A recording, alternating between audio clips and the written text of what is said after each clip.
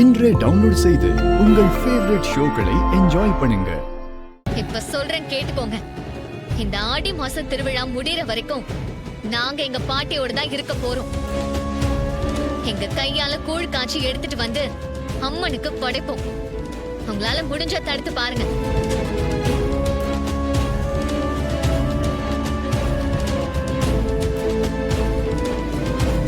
இன்னொரு தடவை எங்களோட பாட்டிக்கு உரிமை இல்ல, தகுதி இல்லைன்னு சொல்லக்கூடாது.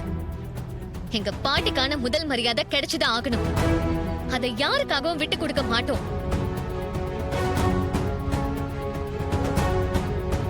மாமா பாத்தீங்களா உங்க பொண்ணுங்க என்ன போடு போடுறாங்கன்னு? பாட்டிக்கு ஒண்ணுன்னே எவ்வளவு ஆவேசமா இறங்கிட்டாங்கன்னு பாருங்க. ஆமா மாப்பிள்ள, எங்க அம்மாவுக்காக நான் தான் பேச முடியல. என் பொண்ணுங்க பேசுறத பாக்குறப்போ ரொம்ப சந்தோஷமா இருக்கு. இந்த வருஷம் மட்டும் இல்ல, இனிமே ஒவ்வொரு வருஷமும் ஆடி திருவிழாக்கு எங்க பாட்டி வீட்ல இருந்துதான் அம்மனுக்கு கூழ் காய்ச்சி எடுத்துட்டு போவோம். இதை யாரும் தடுக்க முடியாது. உங்க பாட்டி குடும்பம் தான் அம்மனுக்கு கூழ் காய்ச்சி படைக்கணுமா? நாங்க படைக்க கூடாதா? இல்ல நாங்க கூழ் காய்ச்சி படைச்சா இந்த அம்மன் தான் ஏத்துக்காதா? நல்லா கேட்ட வருமா? இந்த கிழவிதான் கூழ் காய்ச்சி ஊத்தணுங்கிறதெல்லாம் இல்ல. இந்த தடவை முறைய மாத்துவோம். நீ அம்மனுக்கு கூழ் காய்ச்சி ஊத்து, எந்த பிரச்சனையும் வராது. என்னங்க அவரை தூண்டி விட்டு வேடிக்கை பாக்குறீங்களா?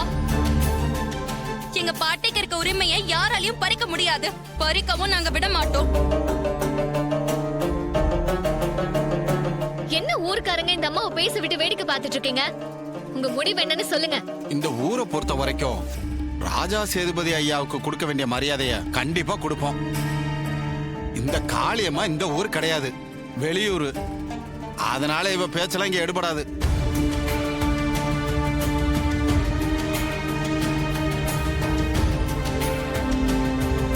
இவங்க வெளியூரா இருக்கலாம், நான் உள்ளூர் தானே.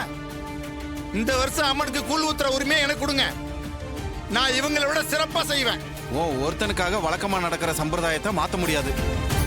பரமேஸ்வரி அம்மா குடும்பம் தான் அம்மனுக்கு கூழ் காய்ச்சி படைப்பாங்க. ஏன்பா நீங்க எல்லாம் என்னப்பா சொல்றீங்க?